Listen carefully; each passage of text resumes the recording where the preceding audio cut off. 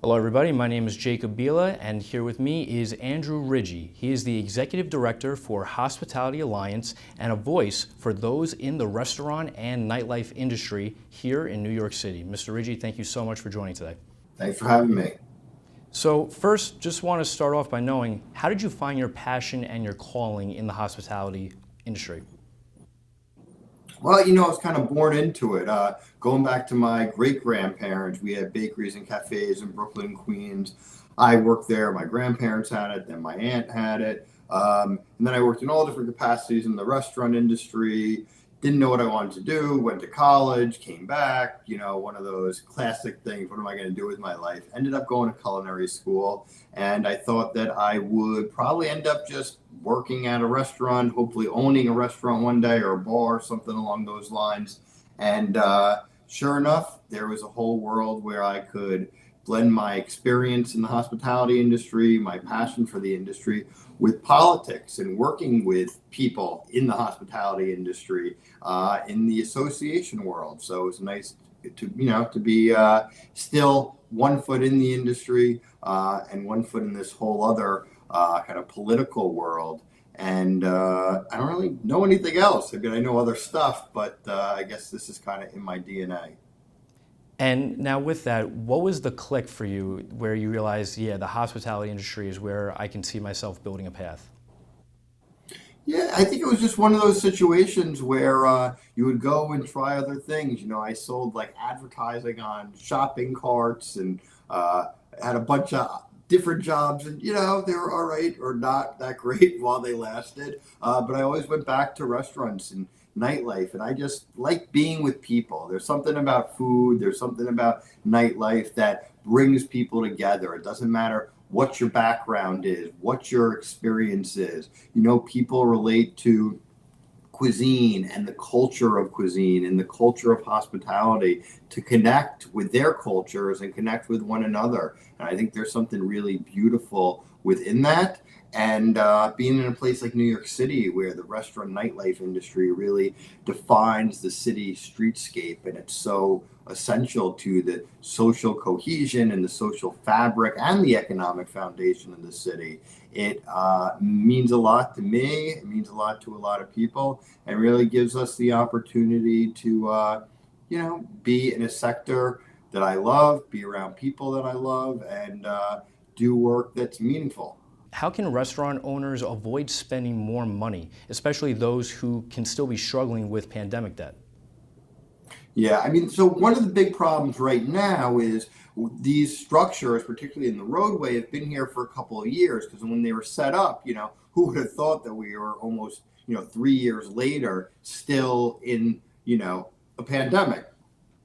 Fortunately, we're in a much better place than we were, a year ago. But they didn't have any money. They didn't use all the materials that were weatherized and, could hold up to all of the elements. Some of the designs were stood up really quickly without thinking about how does storm drain water get through? How do we lift up the planks to make sure we can clean underneath? So right now, I think there's hesitation to do too many updates, understandably, because you don't want to be told a couple months after you spend all that money and making those updates that, oh, we have new program guidelines and you're going to have to change everything and you're going to have to spend more money. So I think people are on a holding pattern. I really urge people to do whatever they can to do the best upkeep, whether that's painting, replacing broken pieces of wood, just keeping the structure clean and taken care of, and wait until they get guidance that's permanent, that's official, to make any major structural changes. And could one argue that the pandemic debt for restaurants does not exist because of the assistance given by the government during this time? No, unfortunately, about 65% of restaurants in New York alone got shut out of the Federal Restaurant Revitalization Fund grant program, which was this great, very generous grant program we got passed. The businesses that got it were so fortunate, and they could still have different types of struggles, but for the most part, they were able to pay off pandemic debt. Now they can better afford the higher labor costs. They can better afford the inflationary costs for all the products and services and energy that they purchase. They still have challenges, but they're in a much different place than a restaurant that got shut out of it. And the federal government failed, shamefully so, to replenish the restaurant revitalization fund. So those 65% of restaurants in New York that qualified for it but were shut out when the money was exhausted get it. And it's not just New York. About 2/3 of restaurants throughout the United States got shut out of it too. So that's in Democratic states, that's in Republican states, that's in states that are more purple. So really, really shameful. It was a great program. Unfortunately, it picked winners and losers. So one restaurant got $1 million, the other across the street got nothing.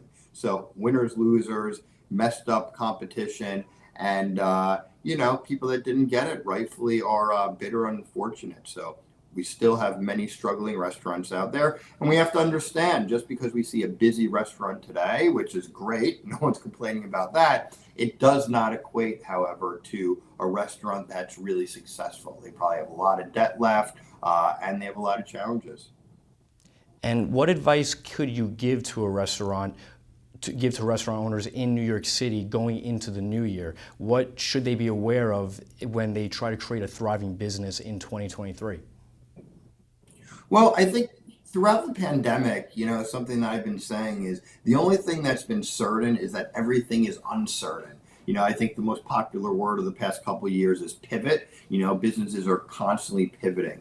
But I think at the end of the day, the core business model is the core business model. You need to have great food, drinks, you got to provide great hospitality, and you have to know what your business is at the core. What is the culture of the business? So I think you have to understand the numbers of the business. It's not good enough just to be a great cook or a hospitable host these days because of all the regulations, all of the costs, all of just the competitive pressures out there. You also have to be a real business person. So, there's a high failure rate. There's always been a high failure rate, but you have some real smart, driven entrepreneurs that are taking risks and doing some really, really amazing, beautiful things in the restaurant and the nightlife space. So I think going into the new year, you want to make sure that you understand what your business is to the community. You want to understand what the numbers are required to continue to operate your business.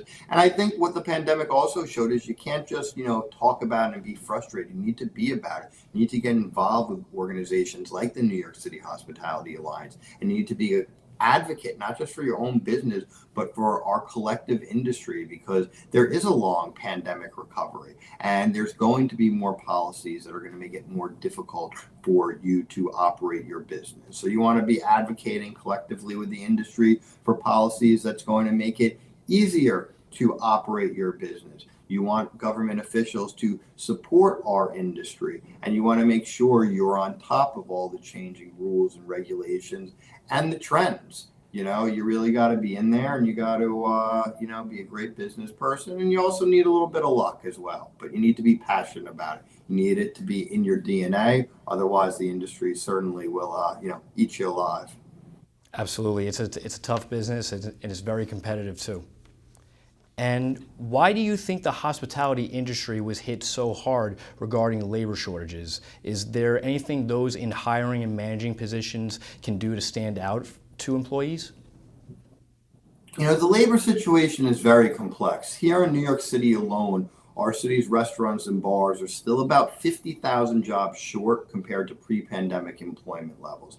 And there's a lot of different issues. One, when the city of New York shut down, a lot of people that lived here weren't originally from here. So they moved back to wherever it is they're from. They may not have come back yet. They may stay there and open their own restaurant because the barriers for entry are lower.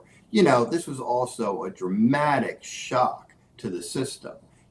People were out and working conditions where there was a lot of uncertainty due to the pandemic. They were like COVID police when we started opening up, enforcing mask mandates and vaccination mandates. And at first, customers were really nice and understanding, and many still are, but many could be, real, what. And they just said, you know what? I'm done. I'm leaving. I'm going to another sector. I know kitchen people that, left the industry. We were shut down here. They went into construction. They went into building maintenance, tough jobs, but it's more of a, Monday through Friday, maybe a day on the weekend during the day. Not all of the jobs, but a lot of them, compared to restaurants or bars or nightlife when you're nights, weekends, holidays, on your feet, dealing with people in hot kitchens, just by nature, it's a tough industry. I think also people have gone back to school. The pandemic for many people is an opportunity to reevaluate what they want in their life. And not everyone's a career person in the industry. Many people used it to supplement their income while they were going to school, while they were part of the creative class. Maybe they're going to auditions. The other thing is with all these online, platforms, you don't always have to necessarily be like in New York City to do a, audition. You could do it over Zoom somewhere. So there's a lot of different factors. I just think it's going to take time for us to get back to where we need to be. And regarding the impact of congestion pricing in Manhattan on restaurants and other nightlife businesses in Midtown, what do you propose be done to alleviate this issue? Well, congestion pricing was being discussed before the pandemic. Midtown in particular, Lower Manhattan as well, which fall into this congestion zone, has really unique challenges. Office buildings are still at less than 50% occupancy. We're still, tens of millions of annual visitors, tourists off of where we were compared to pre-pandemic visitor levels. So we really need to do a lot to get people back to these businesses, to support these businesses, because the people that own them and work at them, are from all the five boroughs, or even outside of New York City they live. So there's a real interest in recovering. And we just think, particularly for people who are taking a for-hire vehicle, an Uber, a Lyft into the city, to have to, into the congestion zone to pay an additional $12 on top of the hefty fee already, could deter them from coming in. Or if you see, delivery trucks that have to come into the zone, they don't have an option to take public transportation, and what are they going to do? Carry kegs on their back? It's obviously they can't do that. So they're going to end up putting a congestion fee surcharge on bills that they're going to start charging to small businesses. It's exactly what happened in London. Restaurants and bars started paying congestion pricing surcharges on their invoices when it was implemented there. And more recently, London now has actually peeled back parts of their congestion pricing in the evening and peak times, specifically to help the restaurant and nightlife industry. So I think there's definitely more than enough wiggle room within those 7 proposals that was put out by the MTA, how to modify or just slow down and stop for now implementing congestion pricing. At the end of the day, we do need to invest in public transportation, because it's how the vast majority of people get around our city, including our guests, and of course, including our employees. So they need to be clean, they need to be safe, they need to be accessible. And these are things that I think the city really needs to show New Yorkers they can do before just, charging them more to come into an area, particularly when they have no other choice to come into the area and they need to drive, or there's other influencers that make, driving much more appealing than just, hopping on the train or hopping on the subway. Absolutely, especially with now, as you said, Ubers and Lyfts being able to drive people anywhere. And Yep. also, how did Hospitality Alliance itself start? So we launched the organization on September 24th of 2012. We just celebrated our 10th anniversary, which is very Congratulations. exciting.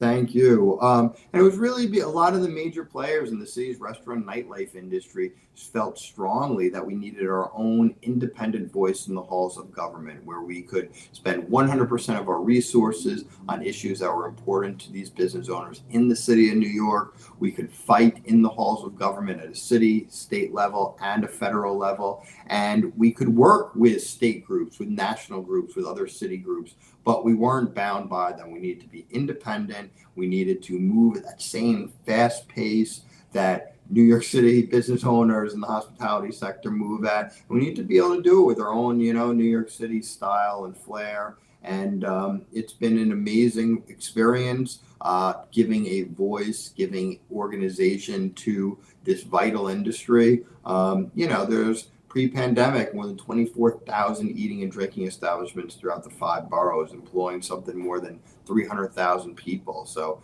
as I said before, we're critical to the economic foundation of the city, the social fabric of the city, and we really set out to harness that vitality and channel it to make sure our industry had a voice, not only in government, but in the media, and a place business owners could call to get answers to their operational questions and legal questions, host seminars to make sure that they're in compliance with the various labor laws, food safety laws, and also just the different trends that impact the industry. And back to the 10th anniversary, you celebrated recently at Slate, and Bill de Blasio and Mayor Eric Adams actually were there as well. Yeah, I mean, this is how incredible it is. 10 years later, we have the current mayor who loves his restaurants, loves his nightlife there. And we even had our former mayor, Bill de Blasio, show up. And it was very classy and nice, I thought. The current mayor called former Mayor de Blasio onto stage, who said a few words. But there was something like 60 plus elected officials from all levels of government, folks that work in the different agencies as well. So not only elected representatives. So I think it shows just the amazing respect that these folks have for our industry, especially when we were able to organize and coordinate our industry. So I think it was a showing of respect. I think that a lot of our members that have restaurants and bars, they're friendly with these folks in government. Maybe they grew up with them. Maybe they host events at their places, or they just go there for a bite to eat and a drink. So it was so nice to see so many different sections of the city's hospitality industry come out. Yes, the government people, but when you walk through the room, it was something like 1,000 people, and you had every generation. You had people from restaurants, bars, nightclubs, industry product suppliers, service providers, so Everyone. multicultural throughout the 5 boroughs. So it was really beautiful, and I think it reflects not just the work the Hospitality Alliance has done, but really the amazing diversity and spirit of New York City's hospitality industry. Are there any community events happening this holiday season that you or Hospitality Alliance are going to be involved with?